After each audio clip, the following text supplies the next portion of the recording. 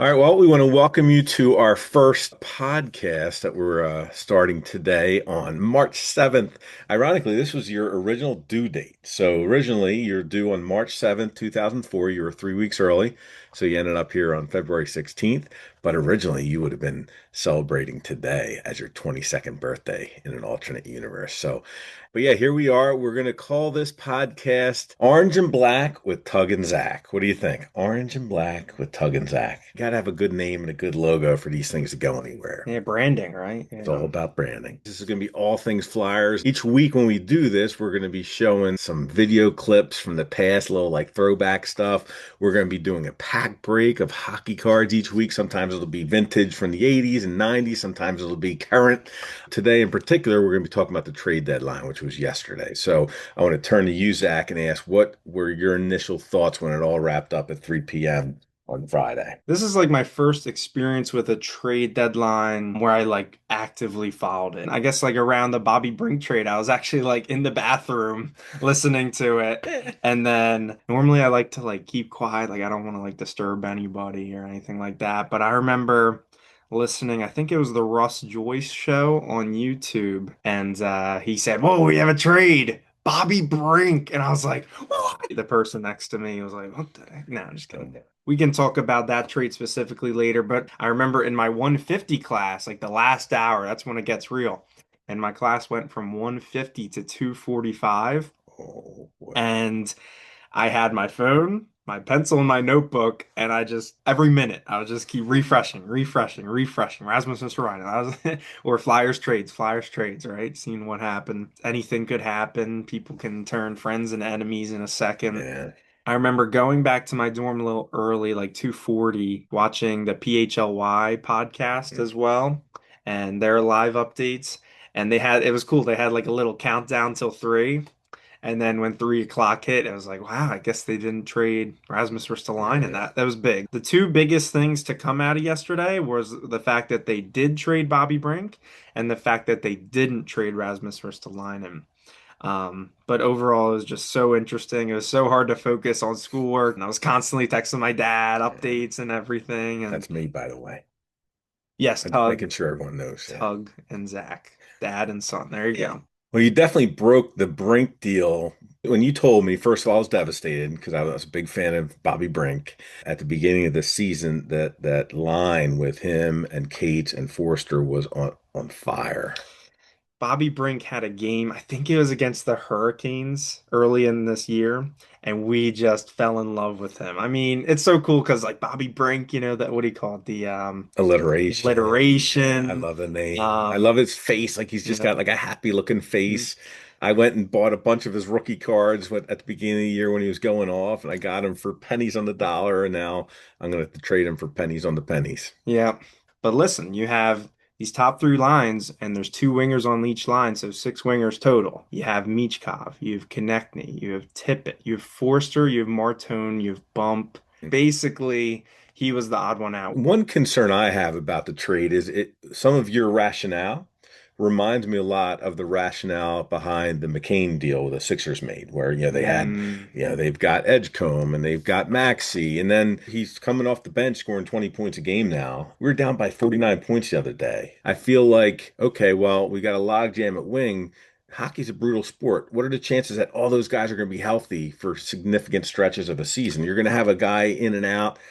I'm just concerned a little bit about that in light of the Jared McCain deal and how like stupid the Sixers are. So I don't think the Flyers were like ultimately looking to get rid of him, but when they got that offer from Minnesota, on paper it looked like a steal for the Flyers. I mean, you're Mhm. trading a 24-year-old winger for a sixth overall right-handed tall defenseman who is 22 years old. And on paper, it looks like an absolute steal. It kind of makes sense for both sides though, because Bobby Brink's from Minnesota, from Minnetonka, I believe. So Yep. he's going back to his hometown team, and Yeah, obviously the Minnesota Wild are in win now they mode, sure are. right? Just the whole story of maybe him being able to bring back a cup to his hometown team. That's such a great story. He's probably going to play, third line. Just the consistency in his play, I think, is something that can really help the Wild. And then on David Juracek's side, his timeline doesn't necessarily fit the Wilds right now, right? They're in win now mode and they don't have the time to spend developing this guy. I think they recognize that. They offered David Juracek after giving up a ton for him like a couple years prior, right? Yeah, just two Like Novembers ago. maybe like a first, a second, and then some. I heard one, Um, two, three, four, first, second, third, and fourth. I highly doubt that Bobby Brink would have been able to go for that kind of package, you know? Danny was able to get a first in Gurbenkin from Toronto for Scott Lawton. Scott Lawton just traded for a third. Like, Yeah, he just went for a third. so it's interesting. Danny does a really good job of buying low, selling high, maybe in Yeah. the case of Brink, buying low in the case of David Juracek. You saw that with Trevor Zegras as well. Briere specifically mentioned this in the press conference yesterday that they're kind of hoping to use what they did with Jamie Drysdale, really filling out every part of Jamie Drysdale's game and really developing to be a really solid top four defenseman for our team right now and for the future, right? And they're really hoping to do the same with this David Juracek guy. It helps the Flyers in the long term. It helps the Minnesota Wild in the short term. And I think that's really what the deadline's all about. That's what Danny Briere and I think is it Bill Guerin, the GM of the Yeah, Wild, who I right? despise Yeah. because he was a devil, and I just hope we robbed him blind. Yeah. I think the fact that it theoretically helps both teams, that'll keep us in connection with the Yeah, Minnesota Wild for future things. And the biggest aspect of this that we haven't talked about is that maybe Danny Briere sent Bobby Brink to the Wild as a spy to yes. recruit Quinn Hughes to the Flyers. He goes up there and he's like, Philadelphia's great, man. I love it in Philadelphia. Quinn Hughes wants a taste. Comes on over. Maybe we get Jack in a few. I don't Uh, know. I like the fact that he went one pick after Cutter Gauthier, right? And I remember 4 years ago in 2022 during that draft that this guy was mentioned for the Flyers at five. And I remember being mildly disappointed that we didn't get him because Mhm. it was around that time I started hearing about defensemen that shoot with the right hand for some reason is a unicorn. And I'm like, oh, we need this right-handed shot defenseman. And then we got some guy named Cutter. I'm like, oh, come on. And then he goes with the next pick, which I'm like, oh, we should have taken him. But of course, Gauthier ended up being a good pick, and then he ended up not being a good dude. And we were able to somehow salvage that situation and pretty much turn him into Zegras and Drysdale. And then now to get the guy that went a pick later, it's his third team. Hopefully, a late bloomer. Defensemen take longer Oh to yeah. develop. But yeah, you look at it, another right-handed defenseman to go with Drysdale is, and Drysdale, Bonk, and Bonk, because Christian Kyrou. we were really solid moving forward on the blue line, but we Hmm. got to get some offense. And you saw that in the game before the deadline. But I don't want to go there because one thing I will say about that game, the game before the trade deadline in hockey, their minds are elsewhere. They're thinking about, am I going to get traded? Is my best friend going to get traded? Now, today, we play the Penguins. We got to win that game. Hmm. First of all, it's because I despise the Penguins. So whenever Hmm. we play Pittsburgh, whether it's in the NHL, whether it's in ball hockey, in-house, whether it's on a video game, like I can't stand losing. I can't stand losing To Pittsburgh. to Pittsburgh. So, in the immortal words of Sting. So that's that. One other thing, I like the fact that his brother is teammates with Jetlachenko in the Is that cool? Is juniors. this Adam Yurchek, Yeah, right? I That's like cool. that. Now he's spoken for. He was drafted in the first round. I think he was picked 16, maybe by the Blues. I forget exactly, but I like the fact that like there's that brother combination with Lachenko, and Lachenko's telling his brother how much his brother's gonna love Philly, and If he's with the Blues, that'd be interesting because there's two sets of brothers. oh, that's Like the right. blue, Kyrou didn't get traded, did he? I don't think so. So you had Yeah. Jordan Kyrou on the Blues, and then his brother Christian Kyrou is currently with the Phantoms, right? So this on top of it having Adam Yurachek and David Yurachek on the Blues and Flyers. The Blues and Flyers just have familial ties. Yeah. They couldn't be further from each other in terms of like what they're like Western Conference, Eastern Conference, Came in market, together. Yeah, right? that expansion in 66, Uh, 67. They there you were go. final thoughts. Juracek, I hope he's awesome. He's got a big shot, which we really don't have right now from the point. Hopefully he can help our power play. And because he's going to the Phantoms instead of coming right to the Flyers, he'll be eligible to play for the Phantoms in the playoffs. Whereas if he came right to the Flyers, he wouldn't have been. Mhm. And God forbid, if the Flyers don't make the playoffs, it'll be good for his development to be able to continue and hopefully go on a nice run. Speaking of which, I was reading something today where Porter Martone, so his team right now, I think they're ranked first or second in college hockey. So most likely he'll be going on an extended Mhm. run to the Final Four or the Frozen Four, I should say. But I was looking at the Flyers schedule, and the Flyers do have two games after the Frozen Four concludes, and both of them are home. So their last two games, one's against the Canadians. That's their last game. I forget, but their last two games could feature Porter Martone and a couple other guys. So now that we've talked about the trade deadline moves, I think there was a domino that fell just right before we started the podcast that we need to talk about. Alex Bump. Yep, Alex Bump gets the call. He is up with the Flyers. It's finally happening. Danny Briere pretty much said he's going to be up very soon. Yesterday during his press conference. Another great thing about this is Danny Briere said when Alex Bump comes up, he's going to stay up. And he would develop and stay and grow in the NHL. And he's given that opportunity now. And hopefully he can give the Flyers a little spark that they need to make this last playoff push. Yeah, excited to see that news this morning. And so you're hearing it here first. Alex Bump, not sure if he'll dress tonight, but probably. I know they were in Lehigh yesterday. The game's in Pittsburgh today for the Flyers. So hopefully he dresses and maybe has the kind of first game magic against the Penguins that we saw years ago when Bobrovsky made his debut. So hoping for a big night for Bump. Oh yeah, love it. Definitely looking forward to seeing him, yeah, he's gonna. Awesome. I think he's gonna be a fan favorite for a long time. And today's gonna be hopefully a day we remember in Flyers history, maybe a turnaround. A day that will be long remembered. NCAA That's right. champion in Western Michigan comes to the Phantoms, lights it up in the playoffs. He had so much hype around him. Everyone expected him to make the jump right from training camp.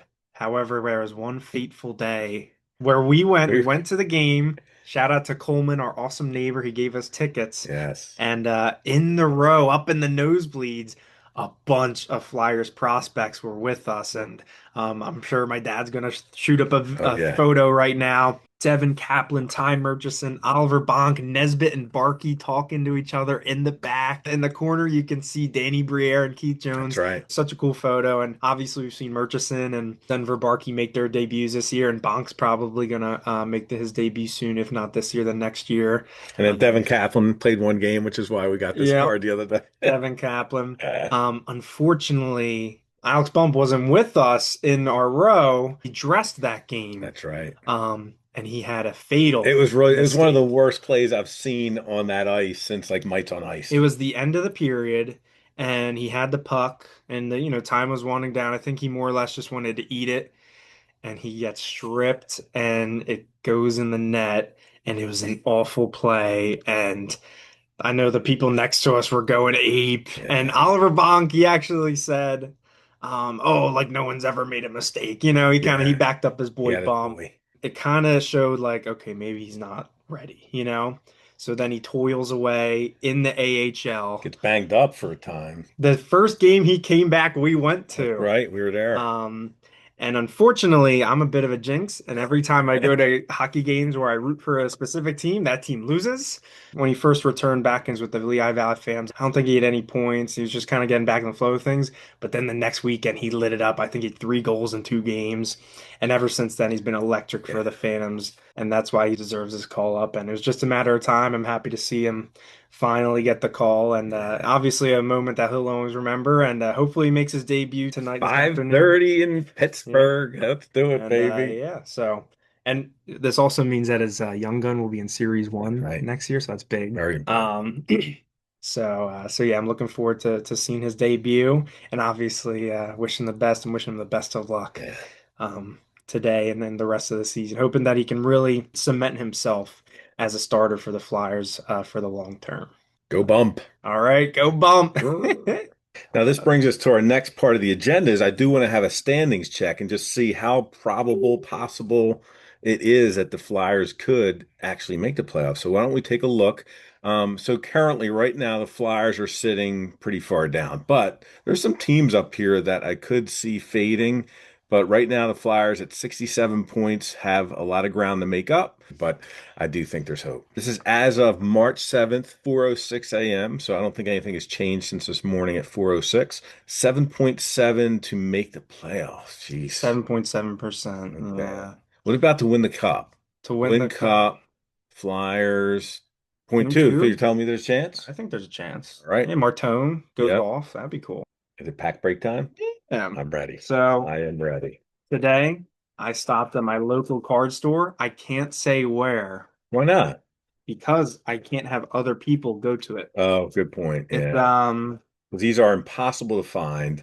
They had blaster boxes, 4 packs per blaster at Monmouth last week, and they were $75 for 4 packs. I was able to get 6 packs of Series 2 for $10 a pop. And just for a little background, the reason why they've been jacked up in price so much is they contain the Celebrini Young Gun, which that card's like what, $350. Yeah. So because of Celebrini playing so well this year, it's driven up the value of his Young Gun, therefore driving up the value of Series 2 packs that are becoming very scarce since they're last year's product.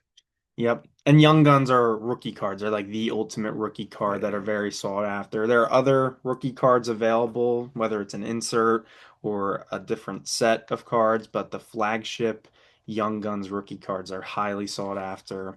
For people my age out there, think of it in terms of what rated rookies were for us in the 80s, like the Donruss rated rookies. Like that was the card you wanted of a guy.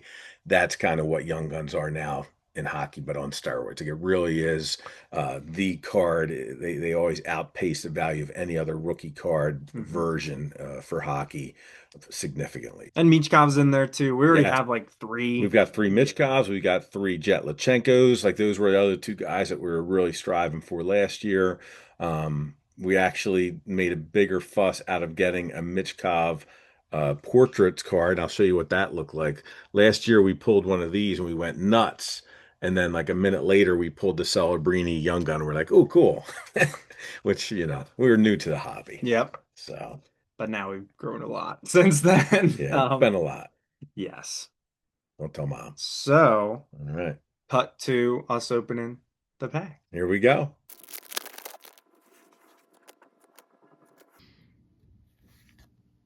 Ovi. Ooh, canvas of Nikolai Kovalenko. Canvas Young Guns of Nikolai Kovalenko. Wow. Ooh, retro Young Guns of Ilya Sorokin with the lighthouse. There's a lighthouse. That's cool. And my Bible I've study never is a seen lighthouse. We don't have that. I don't one. think I've we never have seen one. it. Yeah. Isn't that cool? That's cool. Yeah, it's a lighthouse. Shout out to Lighthouse. Oh, another one. Wow. Bang for your puck, Colton Parayko, who didn't waive. Didn't waive his his no no trade trade clause. Yeah. Wow. All right. That was probably the best pack so That was a far. good pack. Yeah, good pack. Okay, last pack magic. Oh, flyer on the back. Nice. Morgan Frost. Oh, So we can get rid of that one. yeah. Morgan Frost. Right. Noah Dobson. Niels Holander. Austin Matthews. Shout out. Future Flyer, maybe? I don't There you know. go. Ryan Graves will probably play him tonight. Boo Penguins. Garnet Hathaway. Two So, flyers. another flyer. Quinn Hughes way. Black Parallel. Wow. Wow. Isn't that cool? I've never packed a black parallel. We've gotten a couple speckles, but Wow. my goodness. And he's got the black jersey on. That is a special looking card. Isn't that cool? That is Wow. cool. Maybe we can show one of the, here, you want to grab one of the other ones? Sure. These are what all of them look like, this blue, right? And then you have this black parallel with Quinn Hughes in the black jersey. Wow. Beauty of a card. That is cool. Wow. Yeah, you see at the bottom here, it says black parallel, which is pretty beautiful. Nice. So probably our best card of the day. 4 inserts. We'll take it. And 2 flyers. So that Yeah, that was baby. probably the best pack. Nice. Last pack magic, Quinn Hughes Yes, sir. on the Vancouver Canucks. Now a member of the Minnesota Wild with Bobby Brink, future Flyer. Flyers ambassador. Yep. And look at that. What a card to end on. One last thing I want to do. So I want to show a video. Like I said, every week I'm going to be showing a little video clip or two. This is a video that I happened upon this weekend because it was the 38th anniversary of this crazy thing that happened during an NHL game that I had never heard of. And so I'm like, all right, I got to show Zach this utterly insane thing that happened in a hockey game, an NHL game that I never knew, and is pretty crazy. All right, here we go. Well, I remember doing the game and doing the play-by-play, and all of a sudden looked down and I thought, what is that on the ice? Now we've got something thrown out on the ice. Puck is picked up and cleared to center. Something out on the ice. It's a chicken. Somebody threw a live. A blue hen. Somebody threw a live chicken on the ice. Play is continuing. And the curious thing to me was the game continued for several seconds with players skating around the chicken, and I thought, well, when are they going to stop this game? Taken by Naslund. He sends it in. Just missed hitting the chicken. And finally, play stops. It's a live chicken on the ice that somebody threw out of the stands. It has a blue napkin on it, so now they don't know what to do with it. Chicken sitting out on the ice. I've never seen this before in my life. I turned around and there was something on the ice. I had no idea what it was. I think it had some type of scarf or flag or something draped around it. I've heard of rubber chickens before at a hockey game, but not a live chicken. I don't know what the heck would be going on. There's not much as far as farming and poultry and things. I think Hollywood is not known for that. I was in LA. Yeah, Wow. yeah. Play continued for what, about a minute and 15 seconds or so. I never really did find out who smuggled the chicken in and how long did he have it before he threw it out on the ice. The chicken looked like it was scared to death. It wasn't moving. It was just all huddled and stationary on the ice. Someone said it is a foul deed to do at a hockey game. Oh my God. A foul deed. The puck was in the King zone. All of a sudden, from out of the stands, as the puck was against the right wing boards, a live chicken gets thrown out of the stands out onto the ice. Well, you've seen octopus, but that's kind of the tradition in Detroit. I don't know if we can top the chicken. The live chicken was probably the weirdest one I've seen. You never know what some fans are going to do, so it was a weird situation. They've got the chicken in a bucket now. It's not extra crunchy, I can tell you that. All right, so that is this week's flashback to 1988 when a live chicken was thrown on the ice at a Kings game. So as we sign off, just thanks for joining us for the first ever Orange and Black with Tug and Zack. Yeah, that's the one. Yeah, Yep. baby. All right, go Flyers. Go Flyers.